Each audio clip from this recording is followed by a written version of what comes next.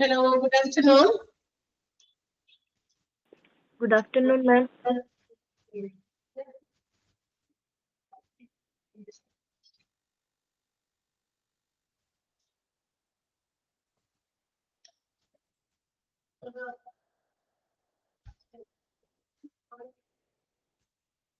കുട്ടികളൊക്കെ ഭയങ്കര കുറവാണല്ലോ. പറ്റുള്ളൂ അല്ലേ?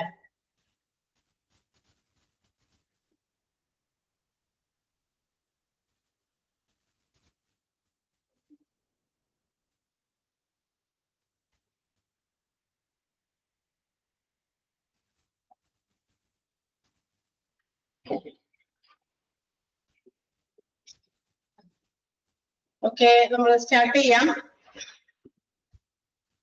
ലേറ്റ് ആയിട്ട് വരുന്ന ലേറ്റേഴ്സ് ആണല്ല കൂടുതൽ.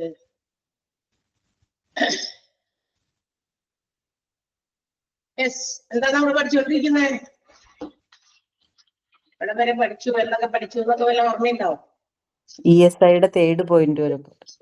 മെഡിക്കൽ ഇൻഷുറൻസ് എന്ന് പറയുന്ന ചാപ്റ്ററില് ESI അല്ലെ, നമ്മൾ കുറച്ച് ഇൻഷുറൻസ് സ്കീമുകളെ കുറിച്ചിട്ടാണ് പഠിച്ചുകൊണ്ടിരിക്കുന്നത്. ഗവൺമെന്റ് കുറെ ഡെവലപ്മെന്റുകളൊക്കെ കൊണ്ടുവരുന്നതിന്റെ ഭാഗമായിട്ട് നമുക്കറിയാം കുറച്ച് എന്താ പറയാ BPL ഫാമിലീസ് അല്ലെങ്കിൽ കുറച്ച് ആളുകൾക്ക് കുറെ ആളുകൾക്ക് നല്ല ഹെൽത്ത് കെയർ പ്രൊവൈഡ് ചെയ്യാനും ക്യാഷ്ലെസ് ട്രീറ്റ്മെന്റ് ചിലപ്പോ എന്താ പറയാ ചിലർക്ക് അത്രയും എക്സ്പെൻസീവ് ആയിട്ടുള്ള ഹോസ്പിറ്റൽസിലൊക്കെ ചിലപ്പോൾ ട്രീറ്റ്മെന്റ് കിട്ടാനൊക്കെ പറ്റാത്തവർക്ക് അങ്ങനെയുള്ള ഒത്തിരി ആളുകളെയൊക്കെ എന്താ പറയാ വിചാരിച്ചിട്ട് അല്ലെങ്കിൽ അവർക്കൊക്കെ വേണ്ടിയിട്ട് അവരുടെ ഡെവലപ്മെന്റിനും അവരുടെ അപ്ലിഫ്റ്റ്മെന്റിനും ഒക്കെ വേണ്ടിയിട്ടാണ് കുറെ ഇൻഷുറൻസ് പദ്ധതികൾ നടപ്പിലാക്കിയിട്ടുണ്ട്. അതിൽ 1-2 നമ്മൾ പറഞ്ഞു കഴിഞ്ഞു. SHI സോഷ്യൽ ഹെൽത്ത് ഇൻഷുറൻസ് അല്ലെ, സോഷ്യൽ ഹെൽത്ത് ഇൻഷുറൻസ് എന്ന് പറയുന്ന ഒരു പദ്ധതി അതുപോലെ കൊണ്ടുവന്നതാണ്. അതുപോലെ തന്നെ മറ്റൊരു ഇൻഷുറൻസ് സ്കീമാണ് ESI എന്ന് പറയുന്നത്. ESI എന്ന് പറയുന്നത് എംപ്ലോയി സ്റ്റേറ്റ് ഇൻഷുറൻസ് സ്കീമാണ്. ഈ ഒരു ഇൻഷുറൻസ് പദ്ധതി ഡെവലപ്പ് ചെയ്ത് അല്ലെങ്കിൽ അത് എസ്റ്റാബ്ലിഷ് ചെയ്തത് 1948 ഇയറിലാണ്. എന്ന് വെച്ചാൽ വളരെ പണ്ട് തുടങ്ങിയ ഇൻഷുറൻസ് സ്കീമുകളൊക്കെ നിലവിലുണ്ട്. പക്ഷെ പോപ്പുലാരിറ്റി ഒക്കെ നേടാനായിട്ട് ഇത്തിരി സമയം പിടിച്ചു. ബിക്കോസ് അന്നത്തെ കാലത്തേക്കാൾ ഒത്തിരി അധികം എന്താ പറയാ ഇൻക്രിമെന്റ് പോപ്പുലേഷനിലും അതുപോലെ ഡിസീസസിന്റെ കാര്യത്തിലൊക്കെ ഇന്നാണ് കൂടുതലായിട്ട് ഉണ്ടായിരിക്കുന്നത്. അതുകൊണ്ടാണ് ഹെൽത്ത് ഇഷ്യൂസ് ഒക്കെ ഒത്തിരി ഉണ്ട്. ആ ഹെൽത്ത് ഇഷ്യൂസിന് നമുക്ക് കിട്ടേണ്ട ട്രീറ്റ്മെന്റുകൾക്ക് വേണ്ടി ഹോസ്പിറ്റൽസിൽ പോകുമ്പോൾ ഹ്യൂജ് എമൗണ്ട് അതിനുവേണ്ടി ഇൻവെസ്റ്റ് ചെയ്യുകയും അതുപോലെ തന്നെ എക്സ്പെൻഡ് ചെയ്യൊക്കെ വേണ്ടി വരുന്നുണ്ട്. അപ്പൊ അങ്ങനെയുള്ള കാര്യങ്ങൾ കൊണ്ടാണ് ഇന്ന് ആളുകൾ എന്ത് ചെയ്യുന്നത്, കൂടുതലും ഇത്തരം എന്താ പറയാ ഇൻഷുറൻസ് സ്കീമുകൾ എടുക്കണം അല്ലെങ്കിൽ അതിന്റെ ഒരു ഭാഗമാകണം എന്നൊക്കെ ചിന്തിക്കാനൊക്കെ തുടങ്ങി.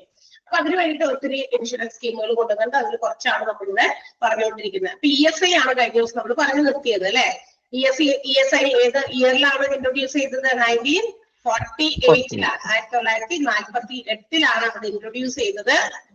ആൻഡ് ഇത് ഇൻട്രൊഡ്യൂസ് ചെയ്തതും ഗവൺമെന്റ് ഓഫ് ഇന്ത്യ ആണ്. ഗവൺമെന്റ് ഓഫ് ഇന്ത്യ നമ്മുടെ എന്താ പറയാ ഇൻഷുറൻസ് സ്കീം കൊണ്ടുവന്നപ്പോ അതിന്റെ കാര്യങ്ങളെല്ലാം അത്തരം ഇൻഷുറൻസ് സ്കീമുകളുടെ എല്ലാ കാര്യങ്ങളും കൺട്രോൾ ചെയ്ത് മാനേജ് ചെയ്ത് കൊണ്ടുപോകാനായിട്ടൊരു authority, that means employee state insurance corporation എന്ന് പറയുന്ന ഒരു സെമി ഗവൺമെന്റ് ബോഡി ഈ പറയുന്ന ESIയുടെ എല്ലാ കാര്യങ്ങളും ആ സ്കീമുമായി ബന്ധപ്പെട്ടുള്ള കാര്യങ്ങളൊക്കെ റെഗുലേറ്റ് ചെയ്ത് കൺട്രോൾ ചെയ്ത് കൊണ്ടുപോകാൻ വേണ്ടിയിട്ട് ഒരു അതോറിറ്റി അല്ലെങ്കിൽ ഒരു കോർപ്പറേറ്റ് അതിന് വേണ്ടിയിട്ട് ഉണ്ടാക്കിയിട്ടുണ്ട്, ഡെവലപ്പ് ചെയ്തിട്ട്. അതാണ് ESIC, employee state insurance corporation എന്ന് പറയുന്ന അല്ലെങ്കിൽ കോർപ്പറേറ്റ് എന്ന് നമുക്ക് പറയാം. ഇതിന്റെ ചെയർമാൻ എന്ന് പറയുന്നത് യൂണിയൻ മിനിസ്റ്റർ ഓഫ് ലേബർ ആണ്. പിന്നെ ഇതിന്റെ ചീഫ് എക്സിക്യൂട്ടീവ് ഡയറക്ടർ ജനറൽ ആണ്. ഇതൊക്കെ നമ്മൾ പറഞ്ഞു. പിന്നെ നമ്മൾ പറഞ്ഞത് ESIയില് കിട്ടുന്ന ബെനിഫിറ്റുകൾ പ്രധാനമായിട്ടും സിക്നെസ് ബെനിഫിറ്റും അതുപോലെ തന്നെ മെറ്റേണിറ്റി ബെനിഫിറ്റും പ്രൊവൈഡ് ചെയ്യുന്നുണ്ട്. ഈ സിക്നെസ് ബെനിഫിറ്റ് നമുക്ക് അവൈൽ ചെയ്യണമെങ്കിൽ എന്ന് വെച്ചാൽ to make use of for the availability of sickness benefit ഏതെങ്കിലും ഒരു വർക്കർക്ക് അല്ലെങ്കിൽ ഒരു ജോലിക്കാരന് അൺഓർഗനൈസ്ഡ് ആയിട്ടുള്ള സെക്ടേഴ്സിലൊക്കെ ജോലി ചെയ്യുന്നവർക്കൊക്കെ ഇത് നമ്മുടെ ഫാക്ടറീസിലുള്ള വർക്കേഴ്സ് ആണ് കൂടുതലും. അവർക്ക് വേണ്ടിയിട്ടാണ് ഈ ഒരു എന്താ പറയാ സ്കീം തന്നെ കൊണ്ടുവന്നിരിക്കുന്നത്. നമ്മുടെ ഇന്ത്യയിൽ ഇഷ്ടംപോലെ ഫാക്ടറീസ് ഫങ്ഷൻ ചെയ്യുന്നുണ്ട്.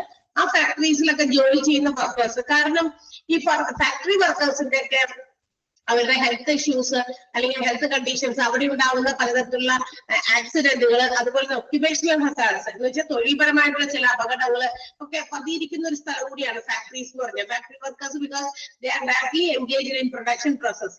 ഉൽപാദന പ്രക്രിയയിൽ നേരിട്ട് ബന്ധമുള്ളവർ അവര്. അപ്പൊ എന്തെങ്കിലുമൊക്കെ പ്രൊഡക്ഷൻ നടക്കുന്ന സമയത്ത് അത്രയും എന്താ പറയാ വളരെ റിസ്ക് ഫാക്ടേഴ്സ് ഒക്കെ കൂടുതലുള്ള ജോലികളിൽ ഏർപ്പെട്ടിരിക്കുന്നവരാണ് വർക്കേഴ്സ്. അപ്പൊ അവർക്ക് വേണ്ടിയിട്ടാണ് കൂടുതലും ഈ ഒരു സ്കീം ഡിസൈൻ ചെയ്തിട്ടുള്ളത്. അപ്പൊ അതിന്റെ ആ ബെനിഫിറ്റുകൾ അവർക്ക് അവൈലബിൾ ആകണമെങ്കിൽ കുറച്ച് കണ്ടീഷൻസ് പറഞ്ഞിട്ടുണ്ട്. അതിൽ ഒന്നാമത്തേത് സിക്നസ് ബെനിഫിറ്റിനെ കുറിച്ചാണ്. ദാറ്റ് മീൻസ് ആ ഒരു സിക്നസിന്റെ ബെനിഫിറ്റ് അവൈൽ ചെയ്യണമെങ്കിൽ ആ സിക്നസിന് മുൻപ് 78 ദിവസം ഒരു വർക്കർ ആ ജോലി ചെയ്തിരിക്കണം. എന്ന് വെച്ചാൽ 78 ദിവസമെങ്കിലും ജോലി ചെയ്തിട്ട് അതിനുശേഷമാണ് നമുക്ക് എന്തെങ്കിലും രോഗങ്ങൾ വരുന്നെങ്കിൽ ആ സിക്നസ് ബെനിഫിറ്റ് അവർക്ക് കിട്ടും. ഓക്കെ, അതുപോലെ തന്നെ മെറ്റേണിറ്റി ബെനിഫിറ്റിന് നമ്മൾ പറഞ്ഞു ഒരു കണ്ടീഷൻ ഉണ്ട്. 70 ഡേയ്സ് ആ ഒരു മെറ്റേണിറ്റി ബെനിഫിറ്റ് അവൈലബിൾ ആകുന്നതിന് മുമ്പ് ആൾക്ക് ചെയ്തിരിക്കണം എന്നുള്ളത്. ഈ രണ്ട് കാര്യങ്ങൾ നമ്മൾ ബെനിഫിറ്റുകൾ അവർക്ക് കിട്ടുന്ന ആ രീതിയെ കുറിച്ച് പറഞ്ഞു. സിക്നസ് ബെനിഫിറ്റും മെറ്റേണിറ്റി ബെനിഫിറ്റും.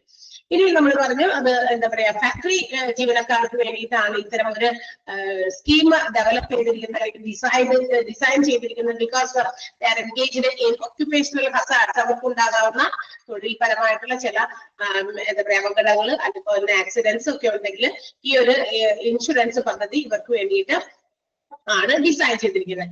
ഇനി മറ്റൊരു കാര്യം പറയുന്നത്, ഈ പറയുന്ന ഒരു പദ്ധതിയിലും ഈ ഒരു സ്കീമിന്റെ ഭാഗമാകണമെങ്കിൽ ദ എംപ്ലോയി ഷുഡ് നോട്ട് എന്താ പറയാ draw A wage of rupees less than 21,000. ശരിക്കും പറഞ്ഞാൽ ഈ ഒരു സ്കീമിന്റെ ഭാഗമാകാനായിട്ട് ആ വർക്കർ ആൾക്ക് കിട്ടുന്ന കൂലി എന്ന് പറയുന്നത് പെർ മന്ത് 21,000 എബവ് ആകാൻ പാടില്ല എന്ന് പറഞ്ഞേക്കുന്നത്. That means workers drawing wages not in excess of rupees 21,000. 21,000 രൂപയിൽ കൂടുതൽ അല്ലാത്ത കൂലി, അതായത് മാസത്തിലാണ് വാങ്ങിക്കുന്ന ആളുകൾക്ക് വേണ്ടി മാത്രമാണ് ഈ ഒരു സ്കീം ഉള്ളത്. അവർക്ക് അങ്ങനെ ആ ഒരു കണ്ടീഷൻ അവിടെ പറയുന്നുണ്ട്. അപ്പൊ അതിനേക്കാൾ കൂടുതൽ എബവ് സാലറി ഉള്ളവർക്ക് ESIക്ക് എന്താ പറയാ അവൈലബിലിറ്റി ഇല്ല എന്നുള്ളതാണ് അതിന്റെ അർത്ഥം. ഓക്കെ, ഇനി ഈ പറയുന്ന ഒരു സ്കീമിൽ പാർട്ടിസിപ്പേറ്റ് ചെയ്യണമെങ്കിൽ the employer and also the employee have to contribute. ഇതിലേക്ക് ഒരു നിശ്ചിത തുക കോൺട്രിബ്യൂട്ട് ചെയ്യണം. അതിന് രണ്ടു കൂട്ടരും ചെയ്യുന്നുണ്ട്, എംപ്ലോയറും എംപ്ലോയിയും കോൺട്രിബ്യൂട്ട് ചെയ്യണമെന്നാണ്. Employer has to contribute 3.25% of the wage bill. എംപ്ലോയിയുടെ കൂലി എത്രയാണോ ആ കൂലിയുടെ 3.25% എംപ്ലോയറും കോൺട്രിബ്യൂട്ട് ചെയ്യണം. അതേ കൂലിയുടെ തന്നെ 0.75% എംപ്ലോയിയും കോൺട്രിബ്യൂട്ട് ചെയ്യണം. ഇത് രണ്ടും കൂടി കോൺസ്റ്റിറ്റ്യൂട്ട് ചെയ്യുന്നത് 4%.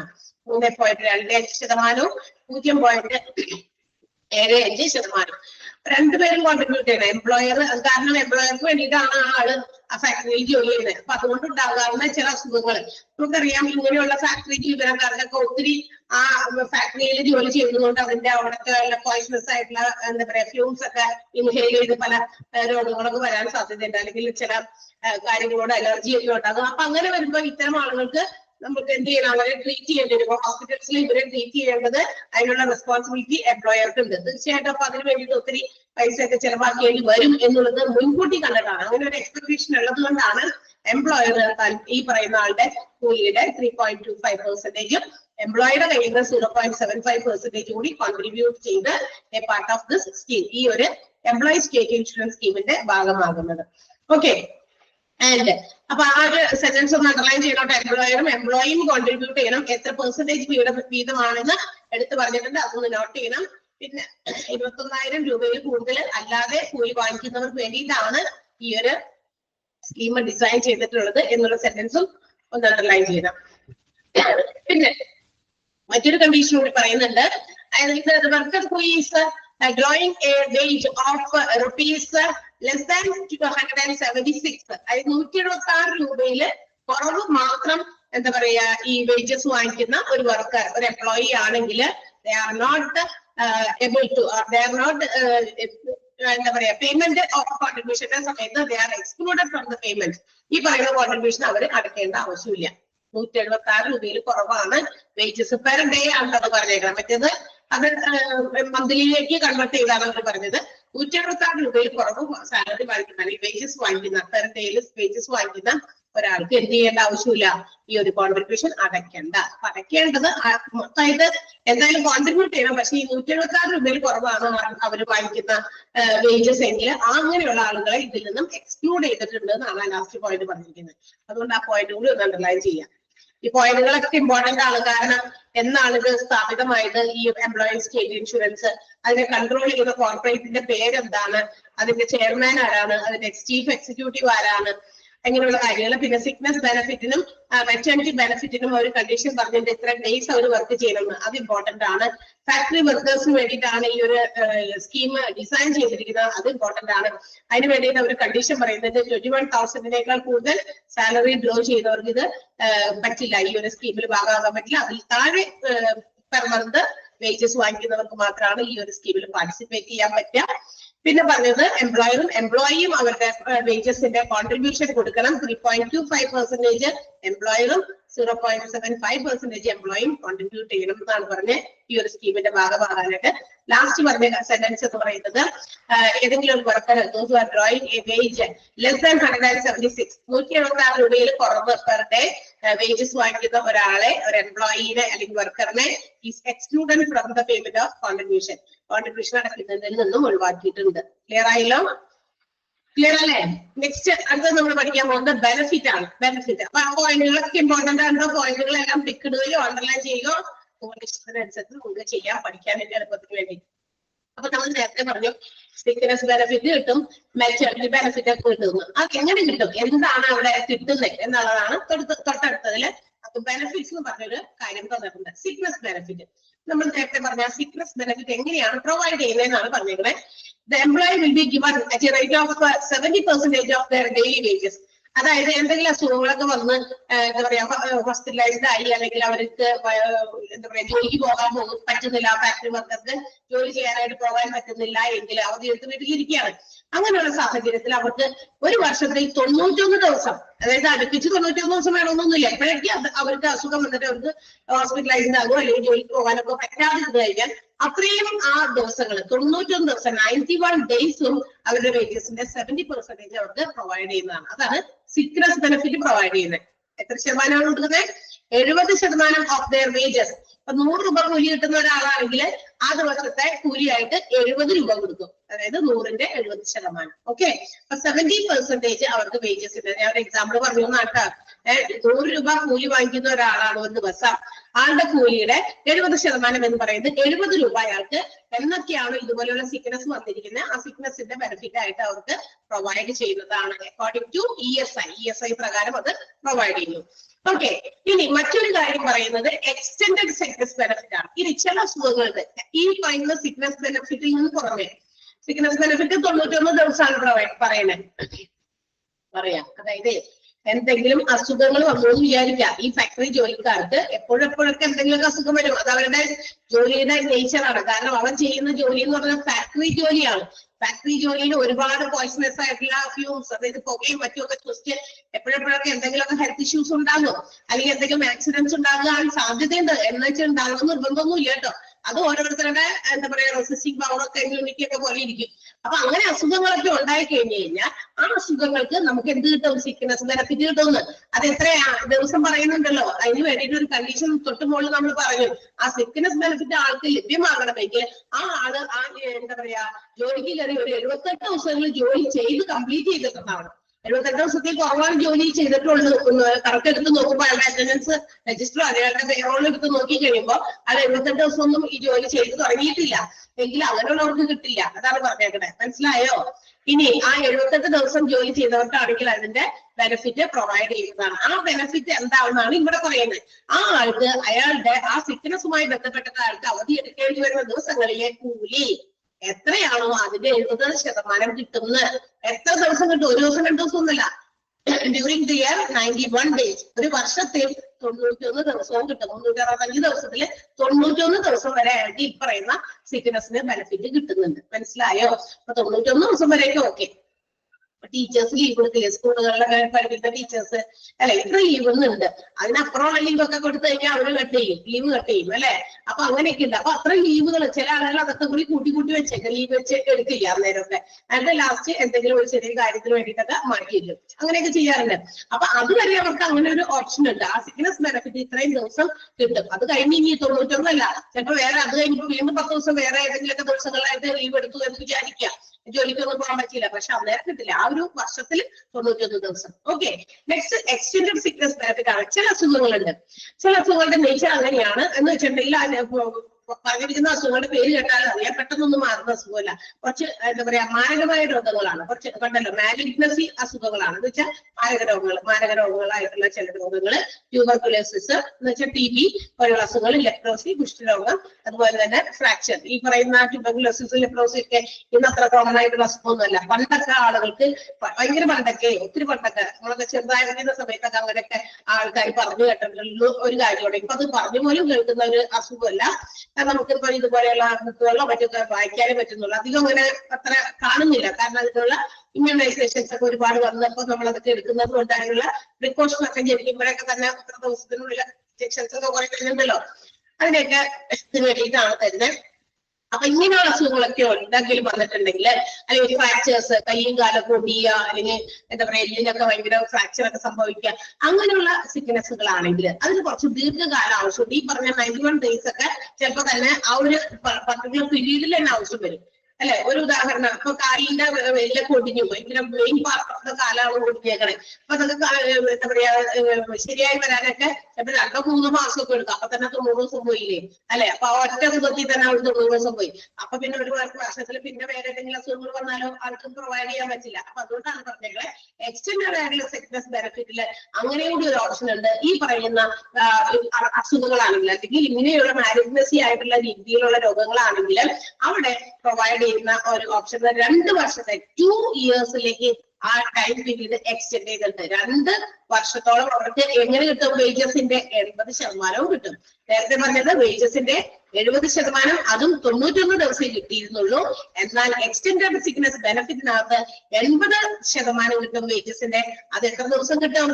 1 ദിവസം, 2 ദിവസം, 91 ദിവസം എന്നല്ല, 2 years ആണ് കിട്ടുമെന്നാണ് പറഞ്ഞിരിക്കുന്നത്. സിക്നസ് ബെനിഫിറ്റ് 2 വർഷക്കാലത്തോളം കിട്ടും. കാരണം അത് മാറാനായിട്ട് ഒരുപാട് സമയം എടുക്കും. ചിലപ്പോൾ അത് മാറിയില്ല എന്നും വരാം. ഓക്കെ, അപ്പൊ അതുകൊണ്ട് അവർക്ക് ജോലിക്കൊന്നും പോകാൻ പറ്റില്ല. അപ്പൊ അത്തരം ബെനിഫിറ്റ്, കാരണം അവർ ഈ ഫാക്ടറി ജോലിനെ ആശ്രയിച്ച് കഴിയുന്നവരാ. അപ്പൊ അവർക്ക് ജീവൻ അവിടെ ഉണ്ടല്ലോ. അപ്പൊ എന്തായാലും അവർക്ക് എന്തെങ്കിലും കാര്യം എന്താ പറയാ വീട് കഴിഞ്ഞു പോകണ്ടേ. അപ്പൊ അതിനുള്ള എന്തെങ്കിലും ബെനിഫിറ്റ് ഒന്ന് പ്രൊവൈഡ് ചെയ്യണ്ടേ, അതിനാണ് അത് കൊടുക്കുന്നത്.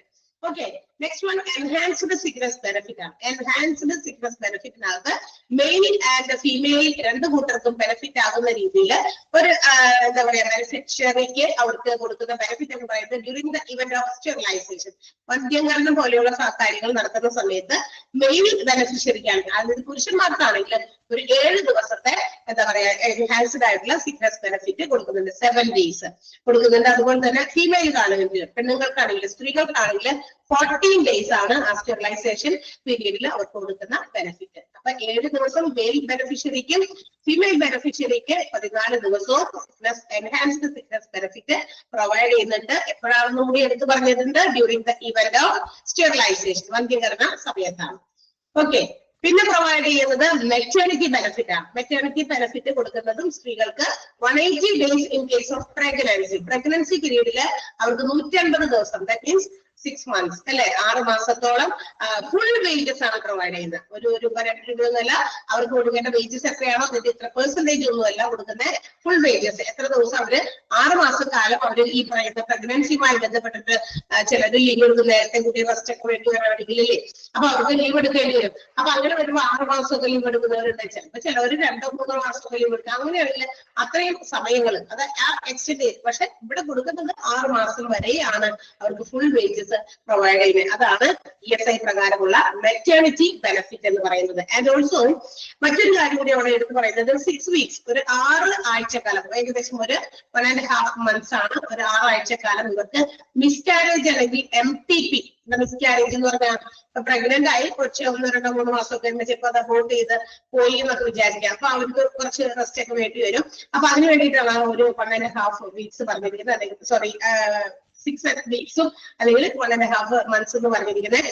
അതുപോലെ തന്നെ MTP, അതായത് മെഡിക്കൽ ടെർമിനേഷൻ ഓഫ് പ്രഗ്നൻസി, അതായത് നമ്മുടെ പ്രഗ്നൻസി സ്റ്റോപ്പ് ചെയ്യുന്നതുമായി ബന്ധപ്പെട്ടിട്ടുള്ള ചില കാര്യങ്ങൾക്ക് ചിലപ്പോൾ റെസ്റ്റ് ഒക്കെ വേണ്ടി വരികയാണെങ്കിൽ അതിന് കൂടി വേണ്ടിയിട്ടാണ്. അതിന് അങ്ങനെയുള്ള സമയത്ത് അവർക്ക് കൊടുക്കുന്നത് 6 weeks ആണ്. അപ്പൊ മിസ്കാരേജിനും MTPക്കും 6 weeks, അതുപോലെ തന്നെ പ്രഗ്നൻസിക്ക് 180 days ഫുൾ വേജസ് പ്രൊവൈഡ് ചെയ്യുന്നത്. MTPയുടെ ഫുൾ ഫോം വേണമെങ്കിൽ നമ്മുടെ ഇതിൽ കേൾക്കാം, medical termination of pregnancy.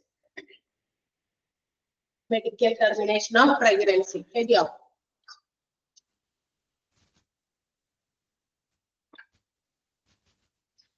Yes. ഇനി അടുത്തത് എന്താ കൊടുക്കുന്നത്? ഡിസേബിൾമെന്റ് ബെനിഫിറ്റ് ആണ്. ഇത് ഡിസേബിൾ ആകുക എന്ന് പറഞ്ഞു കഴിഞ്ഞാൽ അംഗവൈകല്യം സംഭവിക്കുക.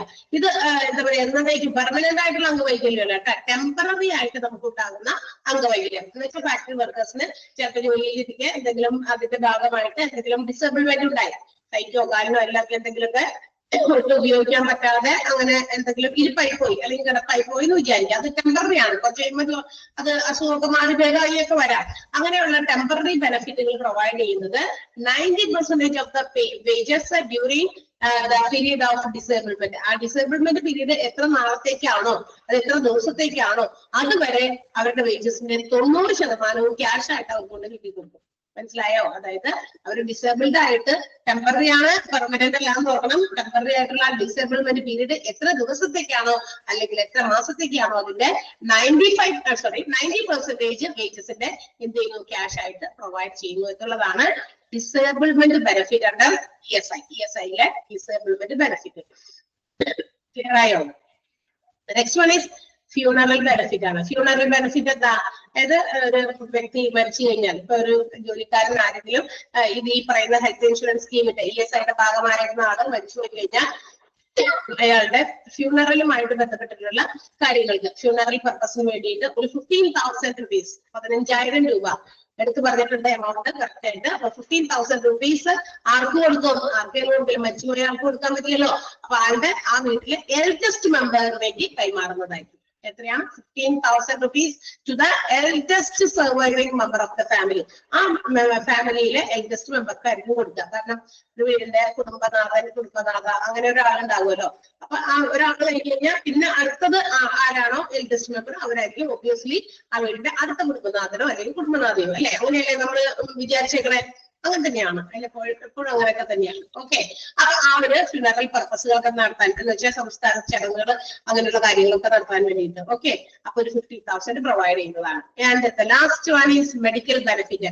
അവസാനത്തേത് മെഡിക്കൽ കവറേജ് ആണ് കൊടുക്കുക. Medical coverage for the factory workers, ഈ പറയുന്ന ESIയുടെ ഫാക്ടറി വർക്കേഴ്സിന് കൊടുക്കുന്നത് വിച്ച് ഇൻക്ലൂഡ്സ് ഔട്ട്ഡോർ ട്രീറ്റ്മെന്റ്. ഹോസ്പിറ്റൽസിന്റെ പുറത്ത് എന്തെങ്കിലും ട്രീറ്റ്മെന്റുകൾ അല്ലെങ്കിൽ ഏതെങ്കിലും സ്പെഷ്യലിസ്റ്റ് ഡോക്ടേഴ്സിന്റെ സർവീസസ് ഉപയോഗപ്പെടുത്തിയിട്ടുണ്ടെങ്കിൽ അവർക്ക് കൊടുക്കേണ്ട പേയ്മെന്റ്, അതുപോലെ തന്നെ ആംബുലൻസ് സർവീസസ് ഉപയോഗപ്പെടുത്തിയിട്ടുണ്ടെങ്കിൽ ഹോസ്പിറ്റൽസിന്റെ ഇൻസൈഡിൽ വരുന്ന ചെലവുകൾ, ഇതിലെല്ലാം ഉള്ള കവറേജ് മെഡിക്കൽ ബെനിഫിറ്റില് ESI കൊടുക്കുന്നുണ്ട്. മെഡിക്കൽ ബെനിഫിറ്റ് ഇൻക്ലൂഡ്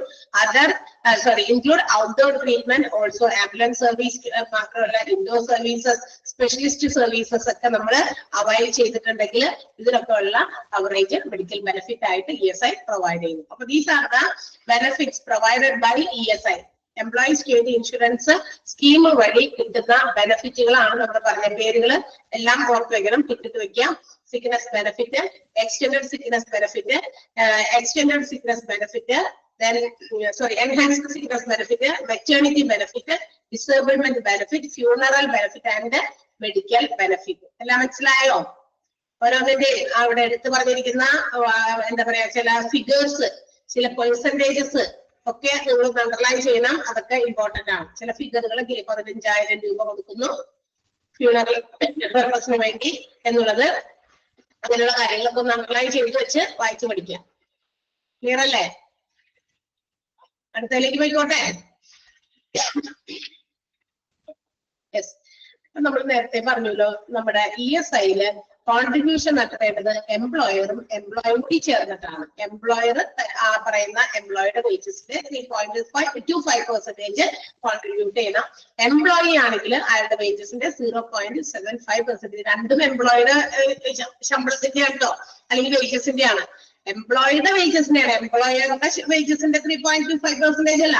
എംപ്ലോയിയുടെ കൂലി എത്രയാണ്? ഇപ്പൊ 1000 രൂപ കൂലിയാണെങ്കിൽ 1000ന്റെ 3.25% എംപ്ലോയർ കൊടുക്കണം.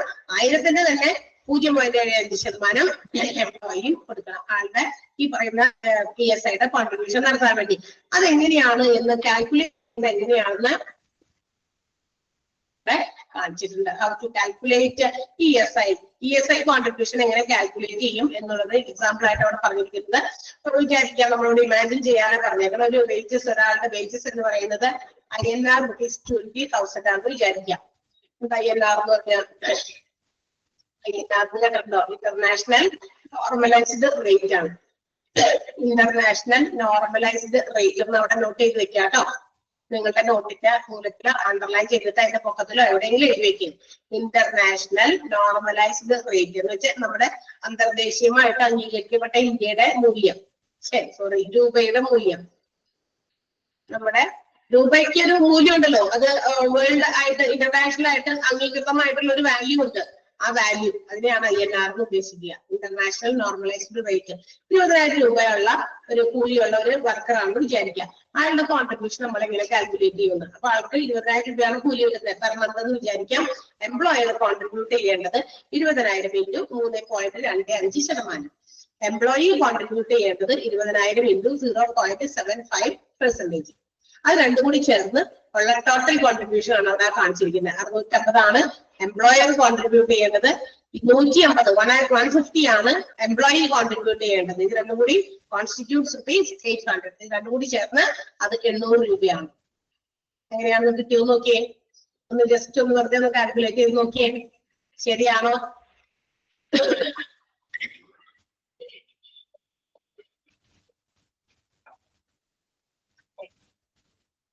കിട്ടിയാവോ? ഇനി നമ്മൾ അത് അടുത്തിലേക്ക് പോകും.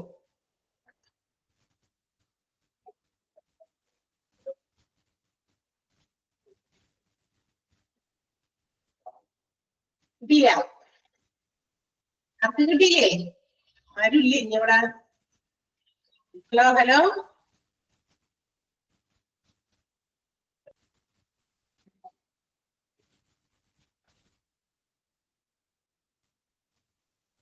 കിട്ടി. ഓക്കെ, കിട്ടി പറഞ്ഞല്ലോ. യെസ്, അപ്പൊ മനസ്സിലായല്ലോ ESI എന്താണെന്ന്? Employees state insurance corporation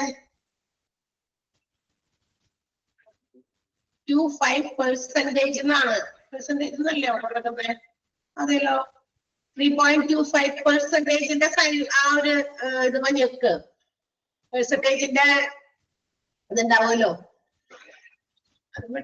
click ചെയ്യും. പെർസെന്റേജിന്റെ ക്ലിക്ക് ചെയ്ത് കഴിഞ്ഞാൽ കിട്ടുമല്ലോ. അല്ല, ആരും അവിടെ വേറെ എന്തോ സാധനം അവിടെ കാണിച്ചല്ലോ, എന്താണോ? Okay, yes. അപ്പൊ നമ്മൾ വീണ്ടും അടുത്ത ഒരു ഇൻഷുറൻസ് സ്കീമിലേക്കാണ് പോകുന്നത്. അപ്പൊ SHI സോഷ്യൽ ഹെൽത്ത് ഇൻഷുറൻസും ESI എംപ്ലോയി സ്റ്റേറ്റ് ഇൻഷുറൻസ് എന്ന് പറയുന്ന രണ്ട് ഇൻഷുറൻസ് പദ്ധതികൾ നമ്മൾ ഓൾറെഡി പരിചയപ്പെട്ടു. എന്തൊക്കെയാണ് അതിന്റെ ബെനിഫിറ്റ് എന്നൊക്കെ നമ്മൾ കണ്ടു അല്ലെ? ആ ബെനിഫിറ്റുകളൊക്കെ നമ്മൾ അറിഞ്ഞിരിക്കണം. എന്തൊക്കെ ബെനിഫിറ്റ് ഓരോ ഇൻഷുറൻസ് സ്കീം കൊണ്ടുണ്ട്. ഈ ഇൻഷുറൻസ് സ്കീമുകളുടെ ബെനിഫിറ്റുകൾ മാത്രമല്ല നമ്മൾ അറിഞ്ഞിരിക്കുന്നത്.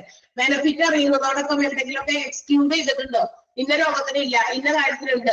അപ്പൊ ചിലപ്പോ ഏറ്റവും കൂടുതൽ വരാൻ സാധ്യതയുള്ള ആ രോഗത്തെ ഇല്ല എന്ന് പറയുമ്പോൾ അതിൽ പോയി തലവെച്ച് കൊടുത്തു കഴിഞ്ഞാൽ നമുക്ക് അതുകൊണ്ടുണ്ടാകാവുന്ന ആ ഒരു എക്സ്പെൻസുകളൊന്നും മീറ്റ് ചെയ്ത് കിട്ടില്ല. അപ്പൊ നമ്മൾ ഇതൊന്നും ഇല്ലല്ലോ, ഇത് നമ്മൾ എടുത്തത് വെറുതെയായി എന്ന് നമുക്ക് തോന്നിപ്പോകും. അപ്പൊ അതുകൊണ്ട് ഒരു ഇൻഷുറൻസിന്റെ ഭാഗമാകുമ്പോൾ അല്ലെങ്കിൽ ഒരു ഇൻഷുറൻസിൽ നമ്മൾ പാർട്ടിസിപ്പേറ്റ് ചെയ്യാൻ പോകുമ്പോൾ we have to understand what are its benefits, terms, conditions and exclusions, limitations എല്ലാം അറിയണം.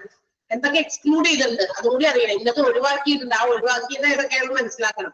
ചിലപ്പോൾ നമ്മളെ സംബന്ധിച്ച് ചിലപ്പോൾ അങ്ങനെയുള്ള രോഗങ്ങൾ വരാൻ സാധ്യത കൂടുതലുണ്ട് എന്നൊക്കെ തോന്നുന്ന ചില കാര്യങ്ങളൊക്കെ ഉണ്ടല്ലോ, അതൊക്കെ മനസ്സിലാക്കണം. അപ്പൊ സെൻട്രൽ ഗവൺമെന്റ് ഹെൽത്ത് ഇൻഷുറൻസ് സ്കീമാണ് ഇനി നമ്മൾ പഠിക്കാൻ പോകുന്നത്. CGHS, central government health scheme. CGHS എന്ന് പറയുന്നതും it is also one of the most oldest form of insurance scheme. ഇതും ഒരു ഓൾഡസ്റ്റ് ആയിട്ടുള്ള പഴയ രീതിയിലുള്ള ഒരു പഴയ കാലത്ത് തന്നെ എസ്റ്റാബ്ലിഷ് ചെയ്ത ഒരു ഇൻഷുറൻസ് സ്കീമാണ്. പക്ഷെ ഇതിനൊക്കെ ഏറ്റവും കൂടുതൽ ഇമ്പോർട്ടൻസ് കറന്റ്ലിയാണ്, അതായത് കുറച്ച് അടുത്ത കാലഘട്ടങ്ങളിലാണ് ഇതൊക്കെ കൂടുതൽ ഇഫക്റ്റീവ് ആയിട്ട് വന്നതെന്നാണ് പറയുന്നത്. ഡ്യൂറിംഗ് ദി ഇയർ 1954 1954 എന്ത് ചെയ്തത്? CGHS, central government health scheme introduce ചെയ്തത്. മറ്റേതെന്നാൽ 1948 ഓക്കെ. ഇത് ഡിസൈൻ ചെയ്തിരിക്കുന്നത് അല്ലെങ്കിൽ ഈ ഒരു ഇൻഷുറൻസ് സ്കീം ആർക്ക് വേണ്ടിയിട്ടാണെന്ന് ചോദിച്ചു കഴിഞ്ഞാൽ നമ്മൾ പറയും സെൻട്രൽ ഗവൺമെന്റ് എംപ്ലോയീസിനും അതുപോലെ തന്നെ പെൻഷനേഴ്സിനും ഉദ്ദേശിച്ചിട്ടാണ്. സെൻട്രൽ ഗവൺമെന്റ് എംപ്ലോയീസും പെൻഷനേഴ്സും അവർക്ക് കൂടി വേണ്ടിയിട്ടാണ് ഇത്തരം ഒരു സ്കീം കൊണ്ടുവന്നിരിക്കുന്നത്. And also large volume of beneficiaries ആണ് ഈ ഒരു സ്കീമിന്റെ ഭാഗമായിട്ടുള്ളത്. ഒത്തിരി ആളുകൾ, കാരണം ഗവൺമെന്റ് എംപ്ലോയീസിനൊക്കെ എന്തായാലും ഉണ്ടല്ലോ അപ്പൊ അവരൊക്കെ നിർബന്ധമായിട്ട് അതിനകത്തേക്ക് വരും. കാരണം സെൻട്രൽ ഗവൺമെന്റ് എംപ്ലോയീസ് എന്ന് പറഞ്ഞാൽ എംപ്ലോയീസ് ആയിട്ടുള്ള എല്ലാവരും എന്താ പറയാ സ്കീമിന്റെ ഭാഗമാകും, CGHSന്റെ ഭാഗമാകും. മറ്റേന്നൊക്കെ പറഞ്ഞാൽ പുറത്ത് ബാക്കിയുള്ളവർക്ക് നമ്മൾ അറിഞ്ഞ് മനസ്സിലാക്കി അതിനകത്തേക്ക് പാർട്ടിസിപ്പേറ്റ് ചെയ്യണം, അപ്പോഴേ ആവുള്ളൂ. അപ്പൊ അതുകൊണ്ടാണ് പറയുന്നത് ഈ ഇതിന്റെ ഒരു ബെനിഫിഷ്യറീസ് എന്ന് പറയുന്നത് ലാർജ് വോളിയം ഓഫ് ആളുകൾ ഉണ്ടായിരിക്കും. അതുകൊണ്ട് തന്നെ ഈ ഒരു സ്കീം മറ്റു സ്കീമുകളിൽ നിന്നും ഒത്തിരി ഡിസ്റ്റിങ്ക്റ്റ് ആണ്, എന്ന് വെച്ചാൽ ഒത്തിരി വ്യത്യാസം ഈ ഒരു സ്കീമിന് ഉണ്ട് എന്നുള്ളതാണ്.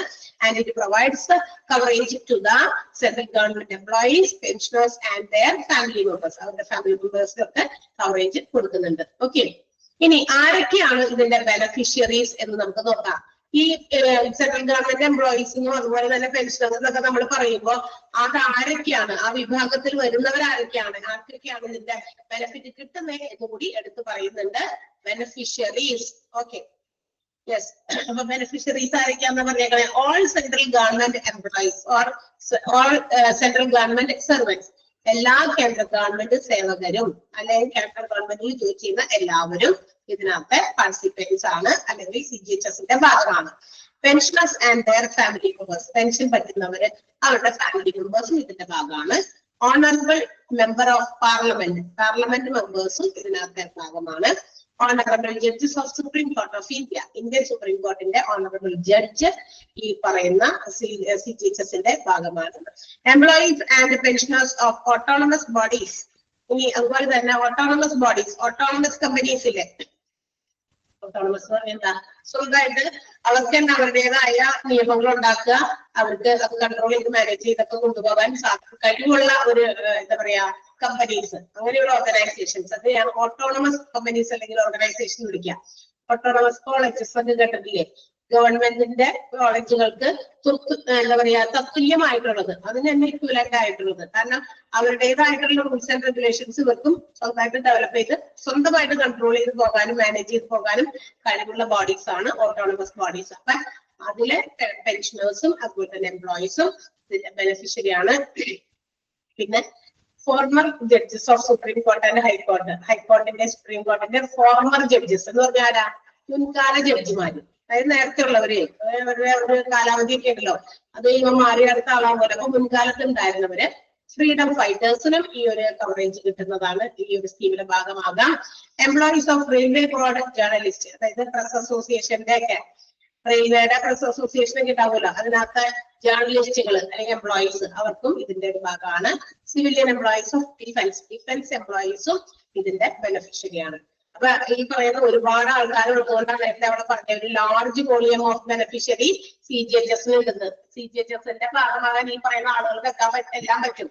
അപ്പൊ ആ ഒരു സ്കീം അവർക്ക് വേണ്ടിയിട്ട് ഡിസൈൻ ചെയ്ത് വെച്ചിരിക്കുന്നത്. അപ്പൊ അവർക്ക് എല്ലാവർക്കും ഈ ഒരു ബെനിഫിറ്റ് ഇവർക്ക് എല്ലാവർക്കും പ്രൊവൈഡ് ചെയ്യുന്ന രീതിയിലാണ് ഇത് ഡിസൈൻ ചെയ്തേക്കുന്നത്. അതുകൊണ്ട് തന്നെ കുറച്ച് ആളുകളൊന്നും അല്ല, കുറെ ആളുകൾ ഈ ഒരു ബെനിഫിഷ്യറി ആയിട്ട് ഈ ഒരു സ്കീമിനകത്ത് വരുന്നുണ്ട്. ഉണ്ട്, ഫാമിലി മെമ്പേഴ്സിനും ഉണ്ട്, ഒന്നാണ് പറഞ്ഞേക്കണേ. ഫാമിലി മെമ്പേഴ്സിനും പ്രൊവൈഡ് ചെയ്യുന്നുണ്ട്. ഇനി എന്തൊക്കെയാണ് what are the benefits provided, ഇതിൽ എന്ത് ബെനിഫിറ്റ് അവർക്ക് വേണ്ടി പ്രൊവൈഡ് ചെയ്യുന്നതെന്ന് അറിയുന്നത്. ബെനിഫിഷ്യറീസ് ഇവരൊക്കെയുണ്ട്, എന്തൊക്കെ ബെനിഫിറ്റ് ഇവർക്ക് ഈ ഒരു സ്കീം വഴി കിട്ടുന്നുണ്ടെന്നാണ് അടുത്ത് പറയുന്നത്. Cover for PPF, public provident ഫണ്ടിലേക്കുള്ള കോൺട്രിബ്യൂഷൻ.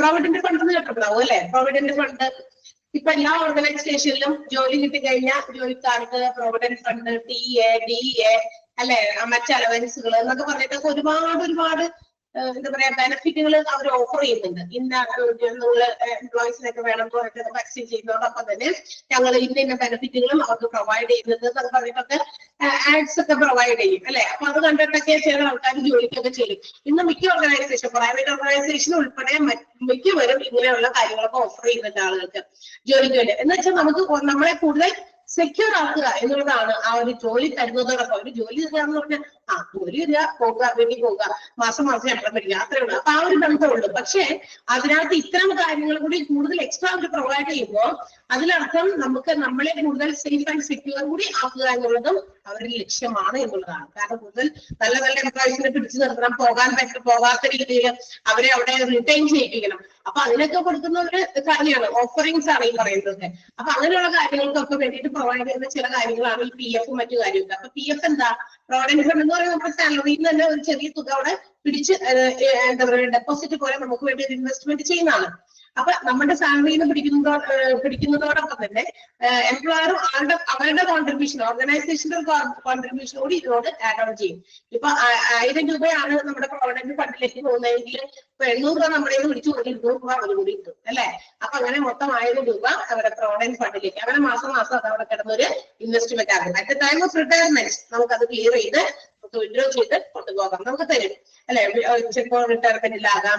ചില ഓർഗനൈസേഷൻസ് ഇത്ര വർഷം കഴിയുമ്പോൾ അത് ക്ലിയർ ചെയ്ത് കൊടുക്കുന്നുണ്ട്, ക്ലിയർ ഔട്ട് ചെയ്ത് എന്ന് വെച്ചാൽ 10 വർഷം കഴിഞ്ഞ് കഴിയുമ്പോൾ ആ PF തുക നമുക്ക് ക്ലിയർ ചെയ്യാം. പിന്നെ അടുത്ത റിട്ടേണിൽ വീണ്ടും റീക്രിയേറ്റ് ചെയ്യും അല്ലെ. അപ്പൊ അങ്ങനെയൊക്കെ ചെയ്യുന്നുണ്ട്. അതൊക്കെ ഓരോ ഇൻസ്റ്റിറ്റ്യൂഷൻ ഒരു ഓർഗനൈസേഷനെ ഡിപ്പെൻഡ് ചെയ്തിരിക്കും. അപ്പൊ ഇതിലേക്കുള്ള കോൺട്രിബ്യൂഷൻ കൊടുക്കാൻ വേണ്ടിയിട്ട് ഉള്ള ബെനിഫിറ്റ് കിട്ടുന്നുണ്ട്. കൂടാതെ ട്രീറ്റ്മെന്റിന് വേണ്ടിയിട്ട് ഇഷ്യൂൻസ് ഓഫ് മെഡിസിൻ ഇഷ്യൂ ചെയ്യുന്നു. ഇങ്ങനെയുള്ള കാര്യങ്ങളൊക്കെ CGHS അവരുടെ ഗവൺമെന്റ് സെൻട്രൽ ഗവൺമെന്റ് എംപ്ലോയീസിനും പെൻഷനേഴ്സിനും ഫാമിലി മെമ്പേഴ്സിനും പ്രൊവൈഡ് ചെയ്യുന്നുണ്ട്.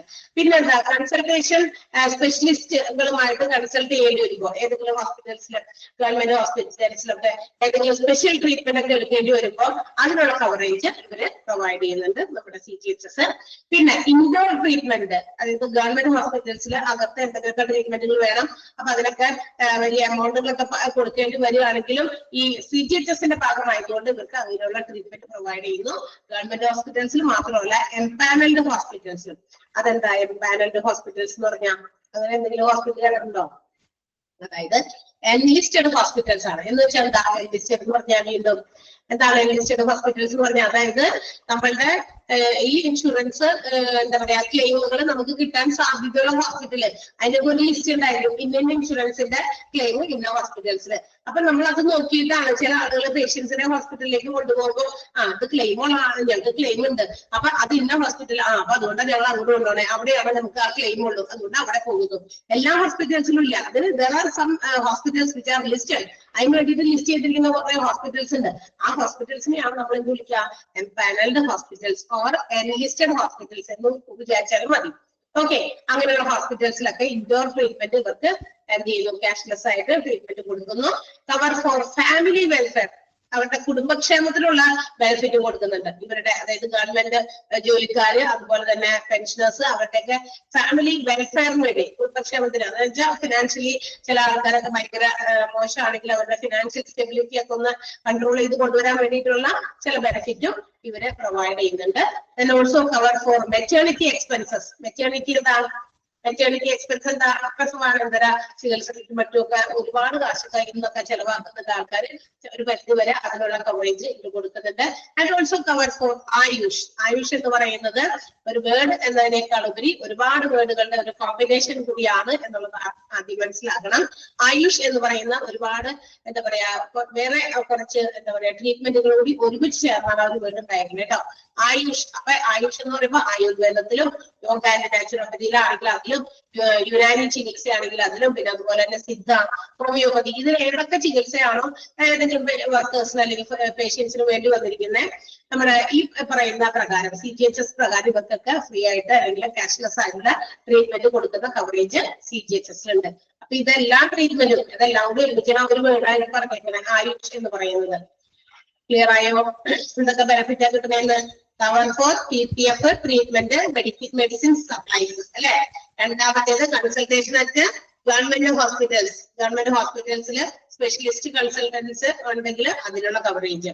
പിന്നെന്താണ് പറയാ? ഇൻഡോർ ട്രീറ്റ്മെന്റുകൾ in government hospitals and empanelled hospitals.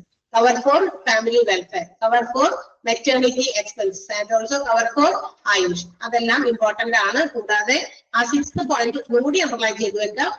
Ayush എന്നുള്ളത് ചിലപ്പോ അതിങ്ങനെ സ്പ്ലിറ്റ് ചെയ്ത് അതിനകത്ത് ഏതൊക്കെ വരും എന്നുള്ളത്, അല്ലെങ്കിൽ ആയുഷില് Y എന്തിനെ റെപ്രസെന്റ് ചെയ്യുന്നു, U എന്തിനെ റെപ്രസെന്റ് ചെയ്യുന്നു എന്നൊക്കെ പറഞ്ഞ് ചോദിക്കാം. അങ്ങനെയുള്ള ചോദ്യങ്ങളൊക്കെ ചോദിച്ചു കണ്ടിട്ടുണ്ട്. അതുകൊണ്ടൊന്ന് ടിക്ക് ചെയ്ത് വെച്ചേക്കാം അല്ലെങ്കിൽ അണ്ടർലൈൻ ചെയ്ത് വെക്കാം.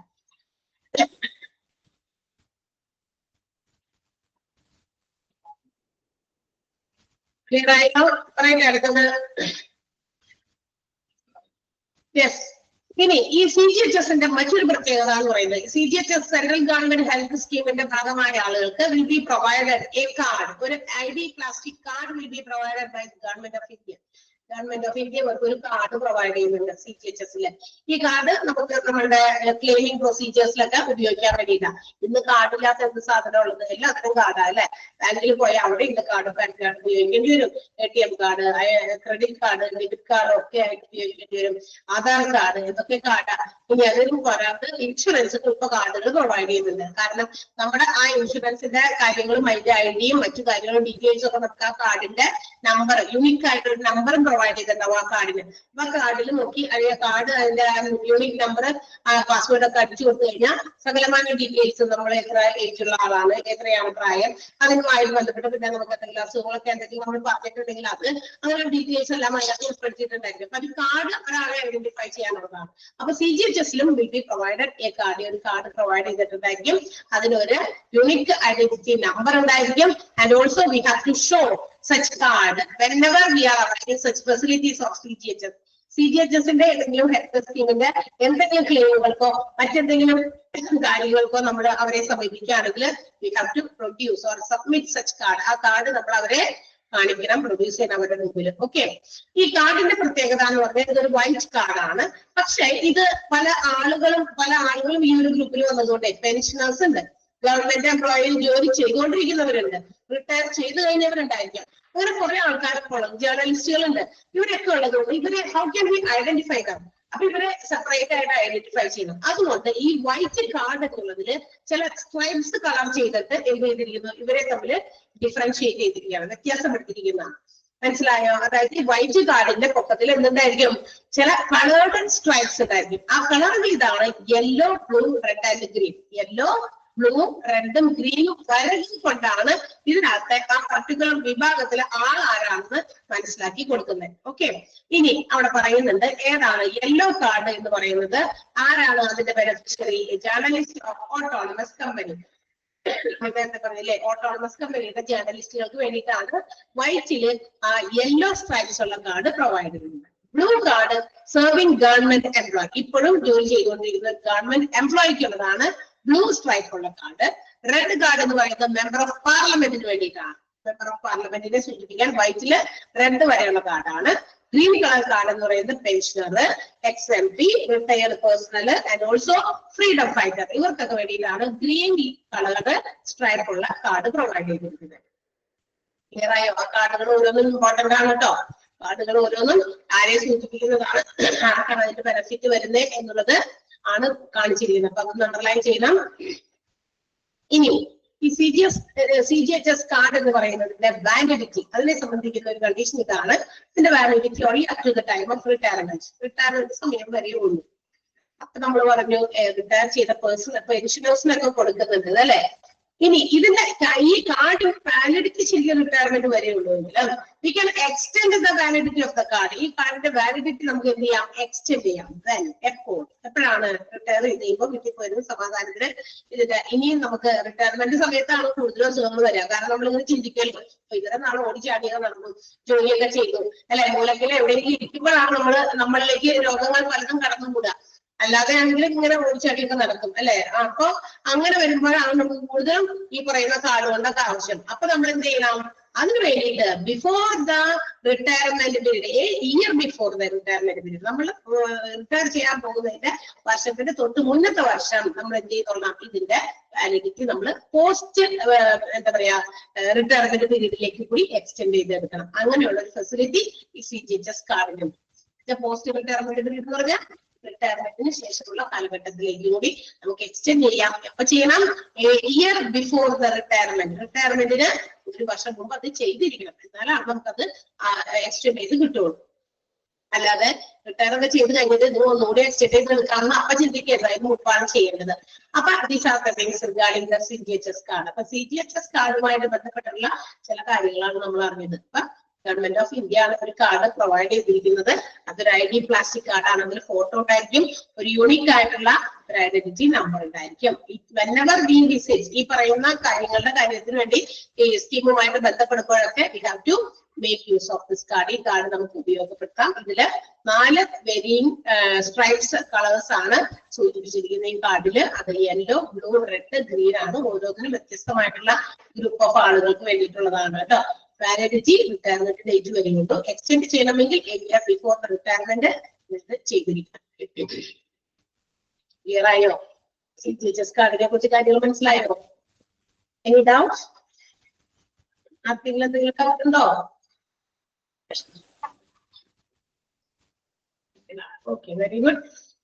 അപ്പൊ വീണ്ടും നമ്മൾ അടുത്തൊരു സ്കീമിലേക്കാണ് പോകുന്നത്. രാഷ്ട്രീയ സ്വാസ്ഥ്യ ബീമാ യോജന. രാഷ്ട്രീയ സ്വാസ്ഥ്യ ബീമാ യോജന എന്ന് നമ്മൾ കേട്ടിട്ടില്ലെങ്കിലും RSBY എന്ന് കേട്ടിട്ടുണ്ടോ? RSBY കാർഡ് എന്ന് കേട്ടിട്ടുണ്ടോ? അതും മറ്റൊരു ഇൻഷുറൻസ് സ്കീം തന്നെയാണ്. അതിലും ഉണ്ടാവും കാർഡൊക്കെ.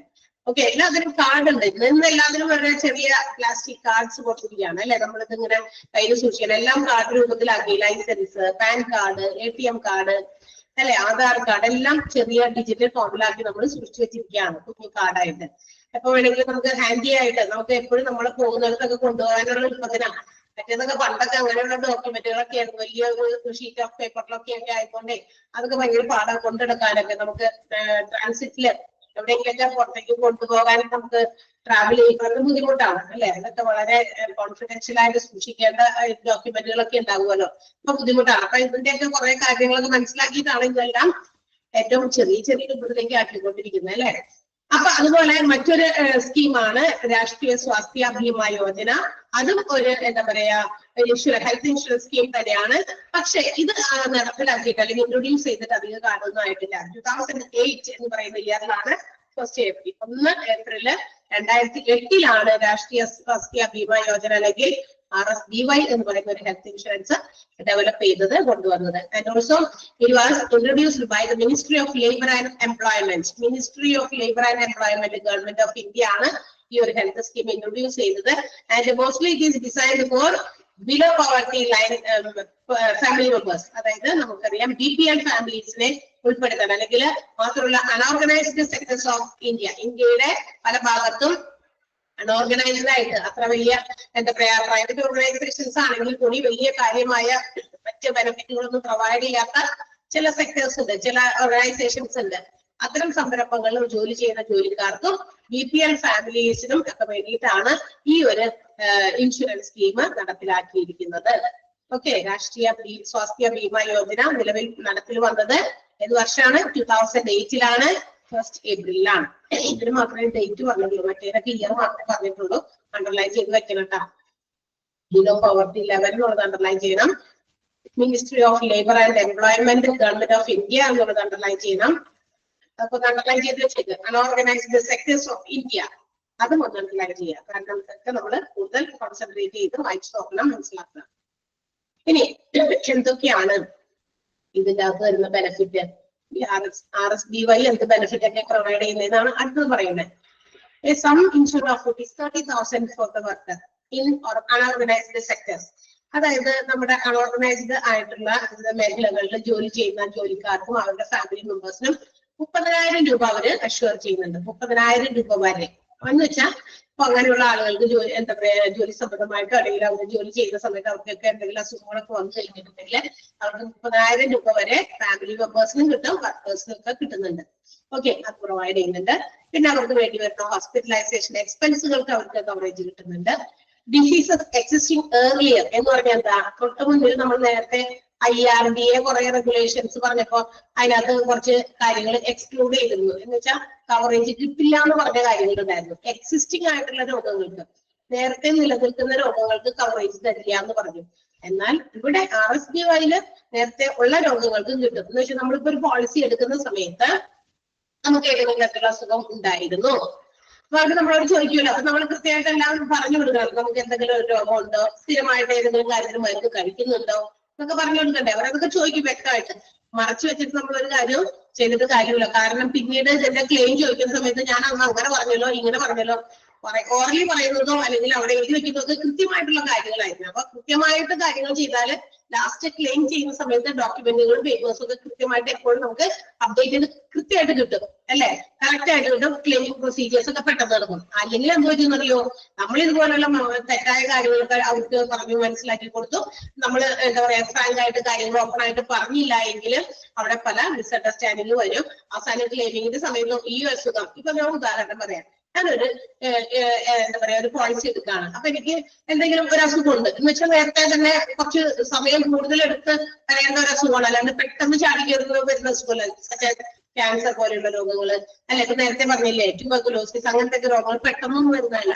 അതിങ്ങനെ ഡേ ബൈ ഡേ അതിന്റെ ആ അസുഖത്തിന്റെ ഗൗരവം ഇങ്ങനെ മാറി മാറി വരുന്നതാണ്. അതായത് പിന്നെ നമുക്ക് ഒട്ടും പറ്റാത്ത സ്റ്റേജിലേക്ക് പോകും. നമുക്കത് എന്താ പറയാ ഹീൽ ചെയ്യാൻ ക്ലിയർ ചെയ്യാൻ പറ്റാത്ത അവസ്ഥയിലേക്ക് കൊണ്ടുപോയി എത്തിക്കുന്നത് ആരാണ്? നമ്മൾ തന്നെ. കാരണം നമ്മളത് നേരത്തെ കൂടി ശ്രദ്ധിക്കാത്തത് കൊണ്ട്.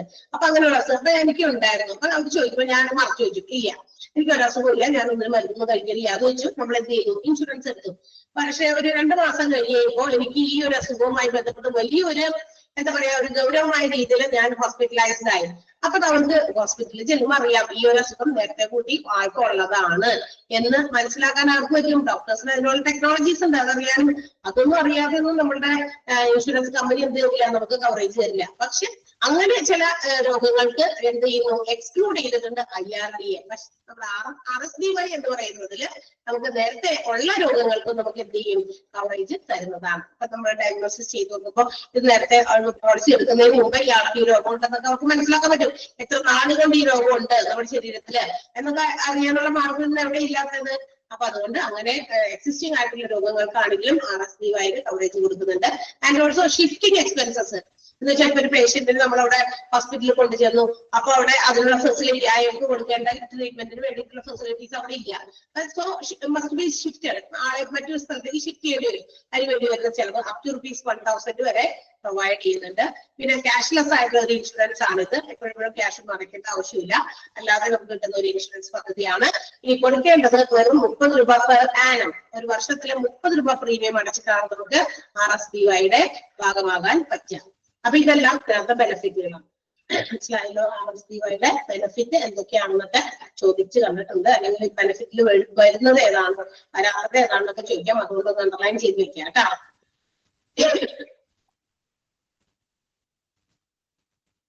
അണ്ടർലൈൻ ചെയ്തോ? ഓക്കെ.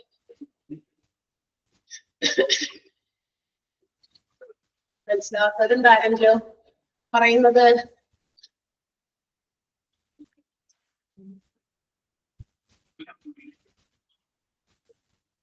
യെസ്. ഇനി അടുത്തത് നമ്മൾ പറയുന്നത് examples for private health insurance plans ആണ്.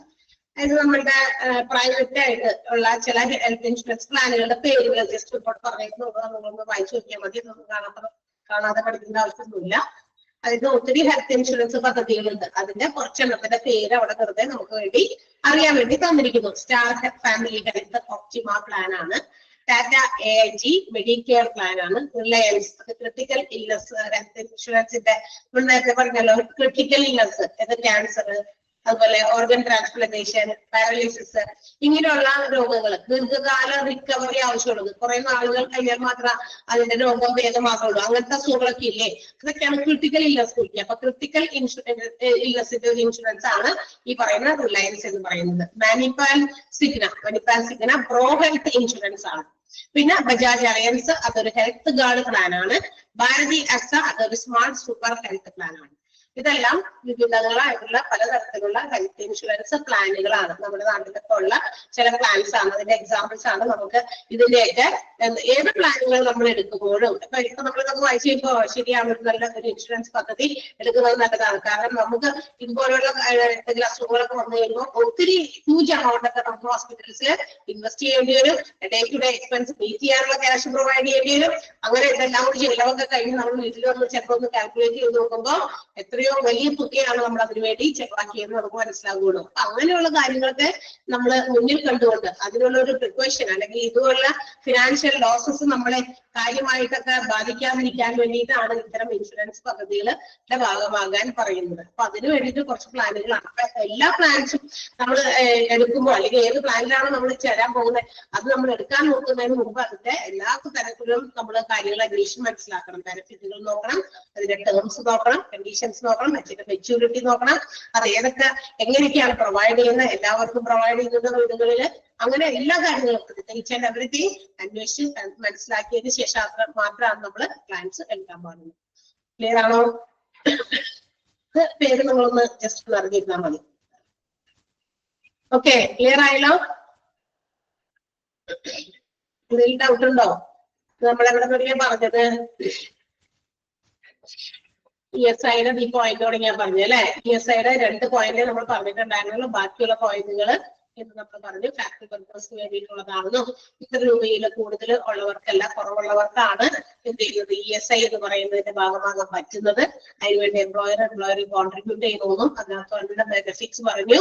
ESI എങ്ങനെ കാൽക്കുലേറ്റ് ചെയ്യണം അതൊക്കെ നോക്കി വെക്കണം കേട്ടോ. ESI കാൽക്കുലേഷൻ ഒക്കെ ചോദിച്ചു കണ്ടിട്ടുണ്ട്. സെൻട്രൽ ഗവൺമെന്റ് ഹെൽത്ത് സ്കീമിനെ കുറിച്ച് പറഞ്ഞു, അതിന്റെ ബെനിഫിഷ്യറീസും അതിന്റെ ബെനിഫിറ്റും, അതിന്റെ ഒരു കാർഡിനെ കുറിച്ചും അതിന്റെ കുറെ ഡീറ്റെയിൽസ് നമ്മൾ പറഞ്ഞു. പിന്നെ RSBY അതിന്റെ ബെനിഫിറ്റ്സ് എന്തൊക്കെയാണെന്നും പിന്നെ കുറച്ച് ഹെൽത്ത് പ്ലാൻസിന്റെ പേരുമാണ് നമ്മൾ ഇന്നത്തെ ക്ലാസ്സിൽ ഡിസ്കസ് ചെയ്തത്. ഇന്നത്തെ എന്തെങ്കിലും എല്ലാം മനസ്സിലായോ എല്ലാവർക്കും? ചില ഭാഗമായിട്ട് സോറി എക്സ്പാൻഡഡ് ഫോം ഒന്ന് എഴുതി വെക്കാൻ ഞാൻ പറഞ്ഞിരുന്നു. MPP INR ഒക്കെ നോട്ട് ചെയ്തിരുന്നോ? നോട്ട് ചെയ്തു അല്ലെ? ഓക്കെ, ഇനി നമുക്ക് പഠിക്കാനുള്ളത് അടുത്ത ഒരു ചെറിയ ടോപ്പിക്കാണ് TPA, തേർഡ് പാർട്ടി. RSBY ഈ പോയിന്റുകളൊക്കെ ഇമ്പോർട്ടന്റ് ആണ്. അതായത് എന്ന് ഇൻട്രൊഡ്യൂസ് ചെയ്തു, ആരാണ് ഓരോ സ്കീമിന്റെയും എന്ന് ഇൻട്രൊഡ്യൂസ് ചെയ്തതും ആരാണ് അതിന്റെ ബെനിഫിഷ്യറി എന്നുള്ളതൊക്കെ ഇമ്പോർട്ടന്റ് ആണ്. പറഞ്ഞല്ലോ RSBY എന്നുള്ളതിന്റെ ഫുൾ ഫോം, അതിന്റെ ഇയർ, പിന്നെ ministry of labour and employment ആണ് ഇൻട്രൊഡ്യൂസ് ചെയ്തത്. ബിലോ പോവർട്ടി ലൈൻ ഫാമിലീസിന് വേണ്ടിയിട്ടാണ് ഇത് കവറേജ് കൊടുക്കുന്നത് എന്നുള്ളത്. അൺഓർഗനൈസ്ഡ് സെക്ടേഴ്സ് ഓഫ് ഇന്ത്യ അവിടെയും അവർക്കും ഇതിന്റെ കവറേജ് കിട്ടുന്നുണ്ട്. BPL ഫാമിലീസിന് മാത്രമല്ല, അൺഓർഗനൈസ്ഡ് സെക്ടേഴ്സ് ഓഫ് ഇന്ത്യയുടെ പല അൺഓർഗനൈസ്ഡ് ആയിട്ടുള്ള മേഖലകളിലും ജോലി ചെയ്യുന്ന ആൾക്കാർക്കും കൂടി വേണ്ടി ഉദ്ദേശിക്കുന്നതാണ്. BPL ഫാമിലീസിനും അവർക്കുമാണ്. അത് അണ്ടർലൈൻ ചെയ്യാൻ പറഞ്ഞു. ഇത് എക്സാമ്പിൾസ് ഇമ്പോർട്ടന്റ് അല്ല, നിങ്ങൾ വായിച്ചു നോക്കിയാൽ മതി. ഓക്കെ, അടുത്ത നമുക്ക് ഇനി പഠിക്കാനുള്ളത് തേർഡ് പാർട്ടി അഡ്മിനിസ്ട്രേറ്റേഴ്സ് ആണ്. തേർഡ് പാർട്ടി എന്ന് പറഞ്ഞാൽ ആരാ? നമ്മൾ തേർഡ് പാർട്ടി ക്ലെയിം പഠിച്ചു, അതല്ല ഇത്. തേർഡ് പാർട്ടി ക്ലെയിം വേറെ. അത് നമ്മൾ അന്ന് പറഞ്ഞല്ലോ, വണ്ടിയൊക്കെ നമ്മൾ വാങ്ങിക്കുമ്പോ തേർഡ് പാർട്ടി ക്ലെയിമോട് കൂടിയുള്ള ഇൻഷുറൻസ് ആണ് നമ്മൾ തരുന്നത്. നമ്മൾ വണ്ടിയൊക്കെ ഓടിച്ചു പോകുമ്പോ നമ്മളുടെ വാഹനം മുഖേനയോ നമ്മൾ മുഖേനയോ മറ്റൊരാളുടെ പ്രോപ്പർട്ടിക്കോ അല്ലെങ്കിൽ മറ്റൊരാൾക്കോ എന്തെങ്കിലും തരത്തിലുള്ള അപകടങ്ങൾ ഉണ്ടാക്കിയാൽ അവരും കൂടി നമ്മളുടെ ഇൻഷുറൻസ് കമ്പനിയോട് എന്ത് ചോദിക്കും? നഷ്ടപരിഹാരം ചോദിക്കും, ക്ലെയിം ചോദിക്കും അല്ലെ. അതിനെയാണ് നമ്മൾ തേർഡ് പാർട്ടി ക്ലെയിം വിളിക്കുക. അവര് നമ്മളുടെ ഇൻഷുറൻസ് കമ്പനിയോട് നടത്തുന്ന ക്ലെയിം, അതാണ് തേർഡ് പാർട്ടി ക്ലെയിം. അതല്ല ഇവിടെ തേർഡ് പാർട്ടി ഇൻഷുറൻസ് ആണ്. ഇതെന്ന് പറയുന്നത് തേർഡ് പാർട്ടി അഡ്മിനിസ്ട്രേറ്റേഴ്സ് ആണ്. ആരാണ് third party administrator? Third party എന്ന് പറഞ്ഞാൽ സാധാരണ എന്താ? മൂന്നാമതൊരാള് അല്ലെ.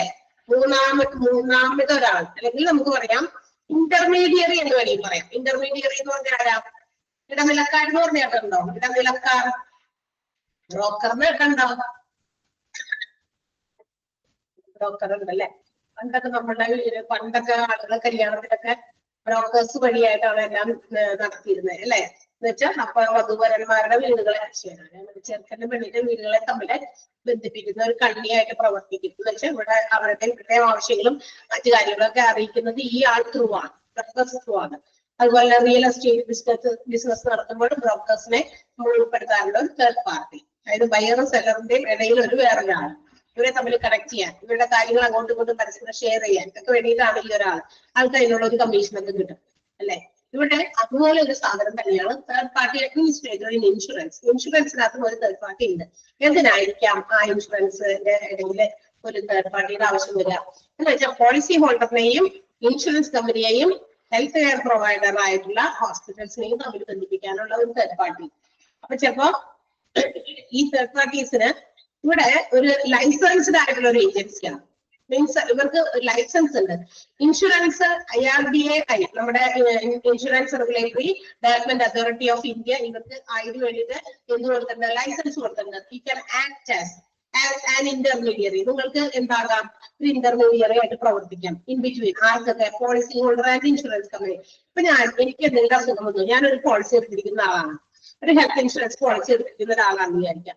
അപ്പൊ എനിക്കൊരു അസുഖം വന്നു, ഞാൻ ഹോസ്പിറ്റലൈസ്ഡ് ആയി. അപ്പൊ എനിക്ക് ഇതിന്റെ ഇൻഷുറൻസിന്റെ ക്ലെയിം കിട്ടണം. സോ എനിക്ക് ഇപ്പൊ നേരിട്ട് ഇൻഷുറൻസ് കമ്പനിയെ സമീപിക്കാനോ കോൺടാക്ട് ചെയ്യാനോ പറ്റുന്നില്ല.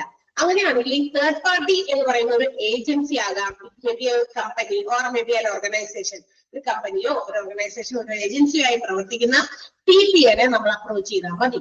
ഇവരൊരു ഇടനിലക്കാരാണ്. നമ്മൾക്ക് വേണ്ട ക്ലെയിം ഇൻഷുറൻസ് കമ്പനിയിൽ നിന്ന് വാങ്ങിച്ചു തരുന്നത് വരെ, ആ ക്ലെയിം സെറ്റിൽമെന്റ് പ്രൊസീജിയേഴ്സ് മുഴുവൻ കംപ്ലീറ്റ് ആകുന്നത് വരെ നമ്മോടൊപ്പം നിന്ന് നമുക്ക് വേണ്ട എല്ലാ കാര്യങ്ങളും ചെയ്തു തരുന്ന ഒരാൾക്കാരും അവരെയാണ് വിളിക്കുക തേർഡ് പാർട്ടി അഡ്മിനിസ്ട്രേറ്റേഴ്സ് വിളിക്കാം. കാര്യം എന്താ മനസ്സിലായോ? Third party administrator is a company or agency or organization that holds a license from Insurance Regulatory Department IRDA to process claims. അത്രയും വരെ നോക്കാൻ മതി. ക്ലെയിമുകൾ പ്രോസസ് ചെയ്യാൻ വേണ്ടി എന്റെ ഇപ്പൊ എനിക്ക് ക്ലെയിം കിട്ടണം, അതിന് വേണ്ടിയിട്ട് എനിക്ക് ബാക്കി കാര്യങ്ങൾക്കൊന്നും ഓടി നൽകാൻ പറ്റില്ല. ഞാൻ ഈ TPA-നെ എന്താ പറയാ ഏൽപ്പിച്ചിരിക്കുകയാണ് എന്റെ ആ ഒരു ക്ലെയിം പ്രൊസീജിയേഴ്സ് ഒക്കെ ഫോർവേഡ് ചെയ്യാൻ വേണ്ടിയിട്ട്. TPA ഈ പറയുന്ന തേർഡ് പാർട്ടി അഡ്മിനിസ്ട്രേറ്റേഴ്സ് എത്തിച്ചേക്കാണ്. അവര് എല്ലാം ചെയ്തു. ഡോക്യുമെന്റുകളും പേപ്പേഴ്സും ഒക്കെ ക്ലിയർ ചെയ്ത് ഇൻഷുറൻസ് കമ്പനിയിൽ നിന്ന് എനിക്ക് ക്യാഷ്ലെസ് ട്രീറ്റ്മെന്റ് കിട്ടുന്നത് വരെ, എനിക്കുള്ള ക്ലെയിം വാങ്ങിച്ചു തരുന്നത് വരെ അവർ നമ്മുടെ ഒപ്പം നിൽക്കും. അപ്പൊ എനിക്ക് പറ്റാത്ത കാര്യം ഞാൻ അവരെ കൊണ്ട് ചെയ്യിപ്പിക്കുന്നു. അപ്പൊ ഇവരെന്ത് ചെയ്യുന്നു? TPA എന്ത് ചെയ്യും? ഇൻഷുറൻസ് കമ്പനിയെയും നമ്മളെയും അതുപോലെ ഹോസ്പിറ്റൽസിനെയും തമ്മിൽ ബന്ധിപ്പിച്ച് കാര്യങ്ങളൊക്കെ അവർ മുന്നോട്ട് ചെയ്ത് ക്ലെയിം പ്രോസസ് ചെയ്ത് സെറ്റിൽ ചെയ്യുന്നത് വരെ കൂടെ നിൽക്കും. ആ ഒരു ഇന്റർമീഡിയറി ആണ് TPA അല്ലെങ്കിൽ തേർഡ് പാർട്ടി അഡ്മിനിസ്ട്രേറ്റേഴ്സ് എന്ന് പറയുന്നത്. ക്ലിയർ ആയോ? അത്രയും ആരാണ് TPA എന്ന് ചെറിയ ഐഡിയ കിട്ടിയോ? റെസ്റ്റ് ഓഫ് ദ ക്ലാസ് നമുക്ക് അടുത്ത ക്ലാസ്സിലായിട്ട് കണ്ടിന്യൂ ചെയ്യാം. എന്താന്ന് മനസ്സിലായോ? ഓക്കെ, അപ്പൊ അതൊന്ന് അവിടെ വരെ ഒന്ന് വായിച്ചൊക്കെ നോക്കാം. So will continue the next day. Okay, thank you, by.